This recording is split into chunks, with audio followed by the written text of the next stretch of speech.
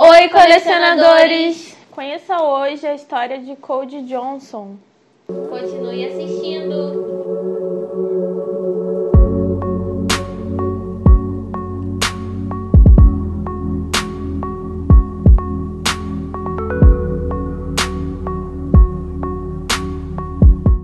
Cody Lee Johnson nasceu em 8 de abril de 1988 em São José, Califórnia. Ele era um garoto muito bondoso, divertido e todos o adoravam. Quando ele tinha 23 anos, ele comentou com os amigos que queria conhecer alguém para formar uma família, uma mulher que também quisesse isso.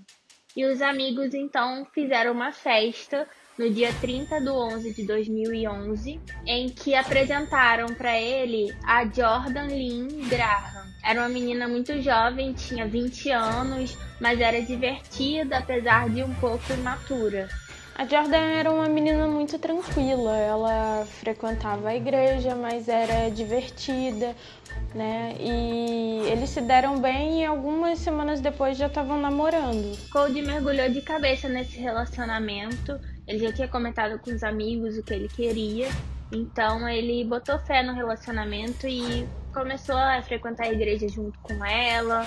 Parou de beber, apesar de continuar indo às festas com os amigos. Ele parou de beber, parou de falar palavrão. Ele realmente fechou com ela, era a mulher da vida dele.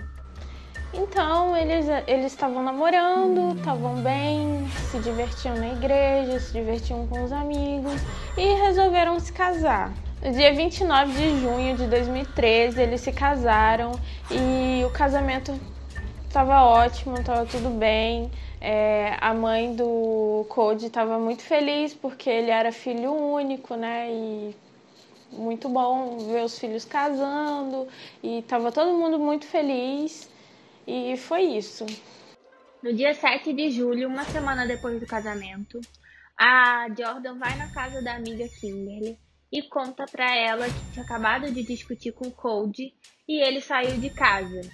Diz que eles brigaram porque ela falou que estava insegura em relação ao casamento. Ela conta que foi falar para ele que não sabia se eles tinham feito certo em se casar por serem muito novos. Ele tinha 25 anos na época e ela 23. Contou que Cody estava muito bravo e quando ela falou isso, ele pegou um molho de chaves e arranhou. Foi para a garagem da casa, mandou mensagem para alguém que ela não sabia quem e saiu num carro escuro com placa de Washington. Lembrando que eles moravam em São José. A Kimberly tentou entrar em contato com o Cody, mas ele não atendia o telefone. Então ela achou que ele estivesse chateado mesmo com o que aconteceu com a Jordan e não quisesse falar com ninguém. Então ela decidiu dar um tempo para ele esfriar a cabeça. Mas no dia seguinte, quando ele não foi trabalhar, as coisas já ficaram um pouco mais tensas. As pessoas se preocuparam com ele e ninguém sabia dele. A última pessoa a ver o Cody foi a Jordan e ela disse que ele entrou nesse carro, então poderia, né, ter acontecido alguma coisa, já que ele estava chateado, mas estava tudo muito estranho, né? Ele tinha sumido, desaparecido mesmo. Jordan então conta que achou o celular de Cody na garagem. Aí as coisas começaram a ficar mais preocupantes ainda, porque ele era um jovem de 25 anos que não largava o celular para nada. Ele não largou o celular nem no dia do casamento, porque ele iria sair sem o celular. Não fazia sentido, isso causou uma preocupação muito grande em todo mundo. Renata Bordão, não fazia sentido isso. Os amigos falam então para Jordan ir para a delegacia e contar que ele está desaparecido. Porque se ele só não tivesse aparecido, já era estranho, porque ele era responsável, ele teria aparecido para trabalhar e ele não fez. Agora, ele ter saído sem o celular piorou muito a situação. Então falaram, corre para a delegacia e conta o que está acontecendo. Então, na delegacia, a Jordan dá o depoimento dela, né? Diz que eles estão casados há pouco mais de uma semana e que como eles se conheceram. E, na verdade, a polícia queria saber se o Cody tinha algum amigo, assim, que seria má influência para ele, se ele andava com pessoas erradas. A Jordan diz que, na verdade, ele fazia corrida com os amigos, né? Racha. Ele fazia racha, pega de carro. Ela conta também que antes de sair de casa, ela ouviu ele discutindo com um tal de José. E que ela não conhecia ele direito, mas que sabia que esse cara lhe devia dinheiro, porque ele mexeu em algum carro dele, consertou alguma coisa e ele não havia pagado. Então, que ele também, além de ter brigado com ela e tá bravo, ainda discutiu com esse cara no telefone. Então, tava mais bravo ainda. A polícia, então, encontra o José. Ele diz que, na verdade, a dívida que ele tinha com o Cody já tinha sido quitada há muito tempo e que eles se davam bem, que eles eram amigos de novo. Amigos, né? E para esse dia em que o Cody desapareceu, o José tinha um álibi. A esposa dele estava dando à luz, então ele estava no hospital com ela nesse dia. Então, né, não bateu. Os amigos do casal tiveram a ideia de olhar todos os amigos do Cody no Facebook, porque como eles gostavam de carro, eles tinham fotos com os carros no Facebook. Então, mostrando para Jordan, ela poderia reconhecer o carro que foi buscá-la aquela noite, já que ela viu que era uma placa de Washington, viu o carro, sabia que era escuro, mas que não viu a cara de quem foi buscar, talvez ela reconhecesse o carro. Nisso, a Jordan começa a chorar e não quer olhar, sabe? E aí os amigos entenderam que ela tava triste, que tinha alguns dias que ela não dormia, ela tava preocupada com o marido, e que tudo bem, aquilo ela era uma reação normal, sabe? Que não era nada normal. Tava tudo certo, deixa ela descansar um pouco, isso tá sendo uma pressão muito grande para ela. A Jordan então recebe um e-mail de um endereço intitulado Carmen, e nesse e-mail dizia assim: meu nome é Tony, não adianta mais procurar pelo Cody, ele morreu. Ele veio com os amigos e se encontrou comigo domingo à noite. Eles foram dar uma volta na mata em algum lugar. O Cody saiu do carro para dar uma caminhada e ele caiu. E ele está morto, Jordan. Então pode cancelar as buscas porque o Cody morreu, com certeza. A reação da Jordan ao ler o e-mail é procurar a amiga Kimberly e contar para ela sobre o e-mail. Kimberly na hora fala para Jordan que ela deve ir à delegacia com aquele e-mail e mostrar para eles, porque se isso fosse uma pista de verdade, né, seria uma pista muito quente. A Jordan então fala que vai com a mãe dela na delegacia mostrar esse recebimento do e-mail. A polícia então passou a se perguntar quem era Tony. Por que ele estava mandando aquele e-mail para Jordan? Ele conhecia a Jordan? E se foi o Cody que mandou esse e-mail porque não quer ser encontrado? Ele fugiu, sabe? E eles começaram a se fazer essas perguntas. Na quarta-feira, 3 dias depois do desaparecimento do Cody, a igreja reuniu todo mundo, a igreja que o Cody e a Jordan faziam parte. Eles reuniram todo mundo para orar pelo Cody, para que Deus pudesse mostrar alguma pista ou para que ele mandasse alguma mensagem dizendo se o Cody estava bem. O pastor pediu para Deus guiar o caminho dos policiais, o caminho da polícia, para trazerem notícias ou trazerem o Cody de volta.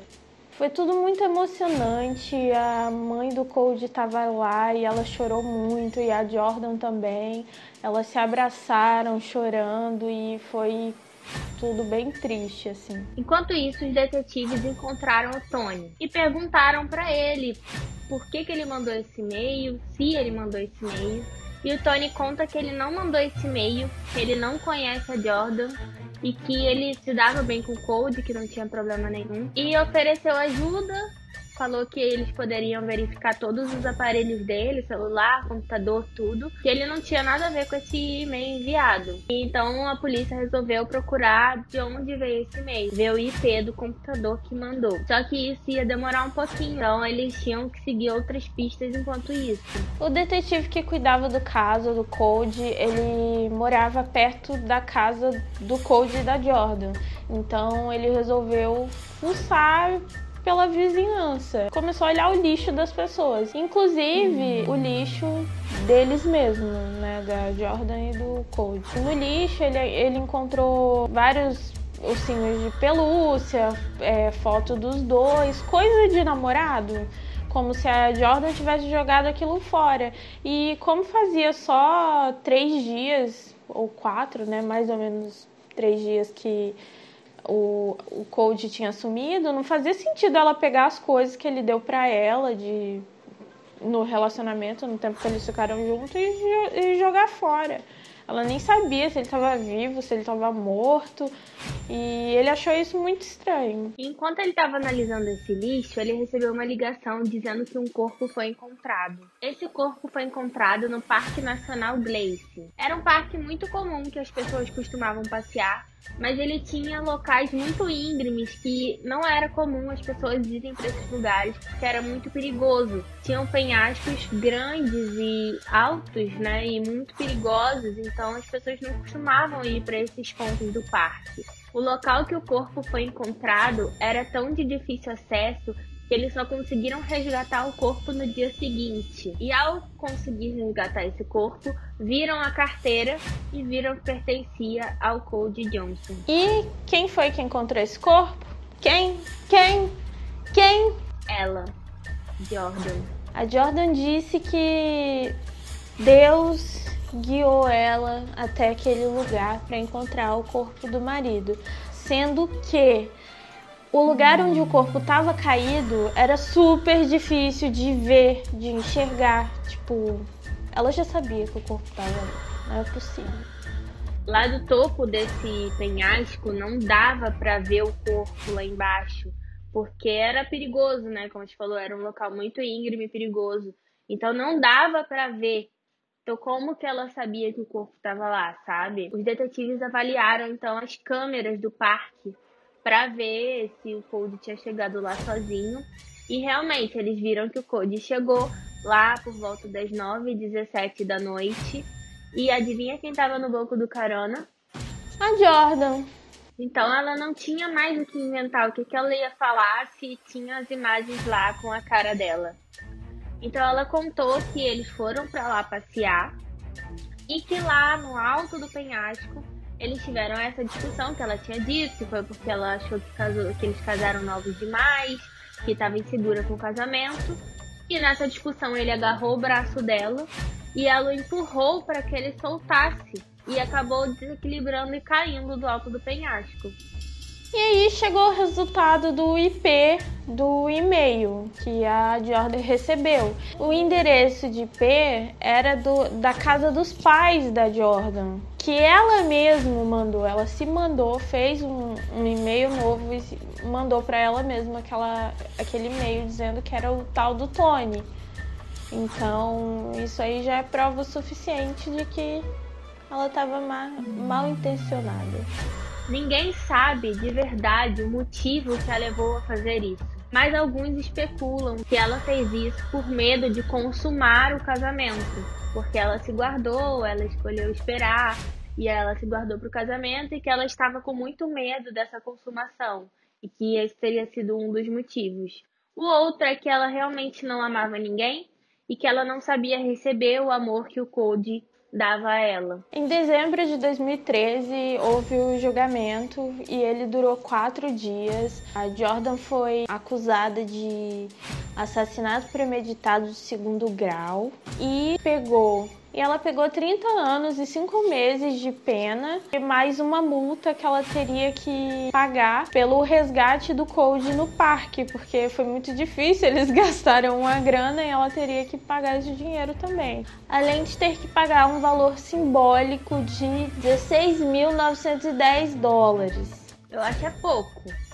Eles alegaram também que ela premeditou tudo, porque ela saiu de casa, foi com ele até o parque e ela ainda teve a frieza de voltar para casa dirigindo o carro dele, ainda pegou o celular dele também, levou para casa, que ela já estava pensando nisso há muito tempo, que ela não tinha nenhum sinal de remorso, ela mal pediu desculpa, ela só disse que se ela pudesse voltar atrás ela não teria feito e que se ele estivesse vivo, ela diria a ele todos os dias o quanto ela o amava. Bom, gente, esse foi o caso de hoje. Deixa a sua opinião sobre isso aqui embaixo. Vocês acham que ela não deveria ter casado? Eu acho. 7 dias depois ela matou o marido, ela não podia. 7 dias antes ter falado, olha, eu não quero casar. Seria mais fácil, teria evitado muita dor de cabeça, muita tristeza e muita perda, né? Com certeza. Então é isso, pessoal. Feliz ano novo pra vocês. E até a próxima. A gente se vê ano que vem. Ano que vem a gente volta e queremos trazer vídeos toda semana. O que vocês acham? Palita pira. Então é isso, gente. Se inscreve no canal. Dê o seu like. Ativa as notificações. E até o próximo vídeo. Tchau!